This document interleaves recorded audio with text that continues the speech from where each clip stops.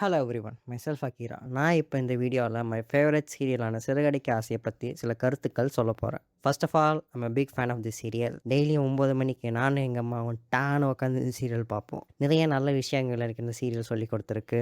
காமெடிக்கு comedy, என்டர்டெயின்மெண்ட்டுக்கு entertainment, ரைவல்ட்ரிக்கு ரைவல்ட்ரி, peak television என்று சொன்னால் அது மிகையல்ல. பட் கடந்த ஒரு வாரமாக கதை பார்த்தீங்கன்னா எனக்கு செம்ம காண்டாயிடுச்சு.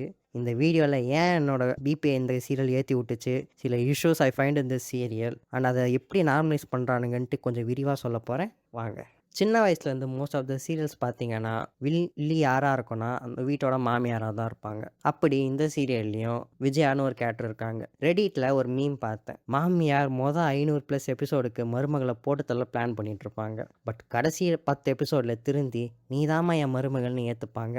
அப்புறம் பார்த்தீங்கன்னா ஆப்பிள் எவர் ஆஃப்டர்னு போட்டுருவான். தொடரும் இல்லை முடிவோ இல்லை வணக்கம் போட்டு முடிச்சு விட்ருவான். இது ஒரு யூஷுவல் ட்ரோப்பாக ஆல்மோஸ்ட் எல்லா தமிழ் சீரியல்லையும் இருக்கும். பட் இந்த சீரியலில் மட்டும் அந்த விஜயா கேரக்டருக்கு ரிடம்ஷனாக இருக்குது கிடச்சிது. சாலா டைரக்டர் சங்க அறுத்துருவான்டா. எனக்கு அந்த ஆக்டர் மாதிரிலாம் கோவம் கிடையாது. They did there job very well. But அந்த கேரக்டர் இருக்கே, ஃபோர்ஜரி பண்ணி சைன் போட்டு லோன் வாங்கி இப்போ அதை அடைக்க முத்து மீனா ஓடிட்டு இருந்தா நீ அவங்க மேலேயே நம்பிக்கை இல்லைன்னு சொல்கிறாங்க பாருங்க. அதெல்லாம் செம்ம காண்டியான மூமெண்ட். டு பி ஃபேர், அவங்க நடுரோட்டில் வந்து நிற்பாங்கன்னு நான்லாம் ரொம்ப நாள் காத்துட்டு இருந்தேன். அப்போ தான் பண்ண தப்பெல்லாம் ரிலீஸ் பண்ணுவாங்கன்ட்டு. பட் நடந்தது என்னன்னு பார்த்தீங்கன்னா, இவன் இன்னும் திருந்தலை மாமான்ற மாதிரி தான். வாங்காத லோனுக்கு நகையை விற்று 10 லட்சம் ரெடி பண்ணி கட்டினா நீங்கள் இவங்க மேலேயே நம்பிக்கை இல்லைன்னு சொல்கிறீங்க. அதை வாங்கின அவங்க செல்ல பிள்ளை எனக்கும் நடக்கிறதுக்கு சம்மந்தமே இல்லை, நான் அவன் கடையில் உட்காந்துருக்கான். அது எப்படி கஷ்டனா மட்டும் முட்டு போடணும், சந்தோஷனா மட்டும் மனசு போடணுமா? ஃபேவரட்டிசம் இருக்கலாம், தப்பு கிடையாது. பட் இதெல்லாம் ஃபேவரட்டிசம் கிடையாது. இதெல்லாம் ஒரு செல்ஃபிஷ்டனத்தோட இதெல்லாம் என்ன சொல்கிறதுனே தெரியாத ஒரு விஷயந்தான். லிட்ரலி நீங்கள்லாம் அம்மாவான்ட்டு கேட்க வைக்கிற மாதிரி தான் எனக்கு இருந்துச்சு. மனுஷங்களா பார்க்கணும். அது என்ன காசு இருக்கிறவங்க தான் சமம், மற்றவங்கலாம் கீழேன்னு பார்க்குறது. அப்படி பணம் இருக்கிறவங்க தான் வேணும்னா ஸ்ருதி வீட்டில் போய் இருக்க வேண்டியது தானே. அவங்க ஆட விட்டதுக்கப்புறம் ஏன் கோவப்பட்டு வந்தீங்க? பணக்காரங்க இப்படி தான் இருப்பாங்கன்னு இருக்க வேண்டியது தானே. நீங்கள் மற்றவங்க மேலே கீழே நடத்தும்போது இனிக்குது, அவங்க உங்களை அப்படி நடத்தும்போது மட்டும் கசக்குதா? இது பார்த்தீங்கன்னா கதையில் யூஸ்வலாக என்னை பிபி ஏற்றி விட்ட விஷயந்தான். இதை கூட நான் ஏற்றுப்பேன்.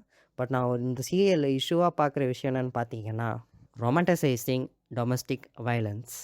இன்னமும் மாமியார் கொடுமைகளை நார்மலைஸ் பண்ணுறது ரொம்ப ரொம்ப தப்பான ஒரு விஷயம். அது என்ன எங்கள் அம்மா அப்படி தான் அட்ஜஸ்ட் பண்ணிக்கோன்ட்டுருது. மோஸ்ட்லி எல்டர்ஸுக்கு அதிகாரம் பண்ணுறது ஒரு ஹேபிட்டாக தான் இருக்கும். பட் அதுக்காக ஒருத்தங்களை எமோஷ்னலாக, வேர்பலாக, ஃபிசிக்கலாக அப்யூஸ் பண்ணுறதெல்லாம் தப்பு கிடையாது. It's a offensive crime. இதுக்காக தான் மகளிர் ஆணையம், போலீஸ் ஸ்டேஷன்லாம் இருக்குது. நானும் பார்க்குறேன் இந்த மாதிரி விஷயத்தெல்லாம் அட்ரஸ் பண்ணுவானுங்கன்ட்டு. பட் சீரியலில் எங்கள் அம்மா அப்படி தானே, அவனும் எங்கள் ஒய்ஃப் இப்படி தானே அண்ணாமலையை முட்டு கொடுத்துன்னு தான் இருக்கானுங்க. அதிகபட்சம் பார்த்தீங்கன்னா ஒரு ஆர்கியூமெண்ட் இருக்கும், இல்லைன்னா ஒரு 3-4 எபிசோடுக்கு பேசாமல் இருப்பாங்க.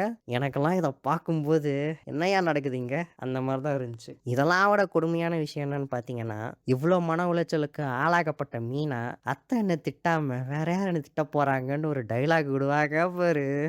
நான்லாம் அப்படியே ஆட்டி போயிட்டேன். அவங்க என்னன்னா I eat hate and abuses for breakfast மாதிரி எல்லா கொடுமையும் தாங்கின்னு இருப்பாங்க. அத்தை என்னை திட்டுறதை நான் மிஸ் பண்ணுறேன்னு ஒரு எபிசோடு சொல்லியிருப்பாங்க பாரு.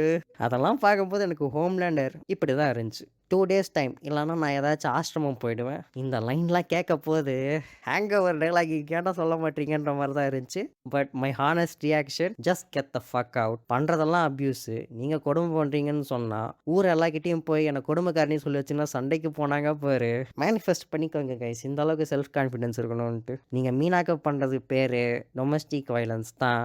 அவங்க ஏதோ இல்ச்சாவாயாக இருக்கவே கேஸ் கீஸு வாங்காமல் எஸ்கேப் ஆகிட்டு இருக்காங்க. ஸோ ரைட்டர் இதெல்லாம் பாஸ் வாங்கி இது ஒன்று முட்டு கொடுத்துட்டு இருக்காம பண்ணுறதெல்லாம் தப்புன்னு ஆணியில் அடித்த மாதிரி சொல்கிறேன். ஃப்யூச்சரில் இந்த இஷ்யூஸ் எல்லாம் ஒழுங்காக ஹேண்டில் பண்ணுறீங்க, பண்ணணும். இதுதான் பார்த்தீங்கன்னா எல்லாருமே மிஸ் பண்ணுற ஒரு இஷ்யூவாக நான் பார்க்குறேன். So I just hope the address this in the serial. Anyways, அவ்வளோதான். சில கருத்துக்கள் அண்ட் கிரிட்டிசம் சொல்லணும்னு தோணுச்சு, சொல்லிட்டேன். ஏதாச்சும் சொல்லணும்னு தோணுச்சுன்னா கமெண்ட் பண்ணுங்கள். இத்துடன் முடித்துக்கொள்கிறேன். நன்றி, வணக்கம்.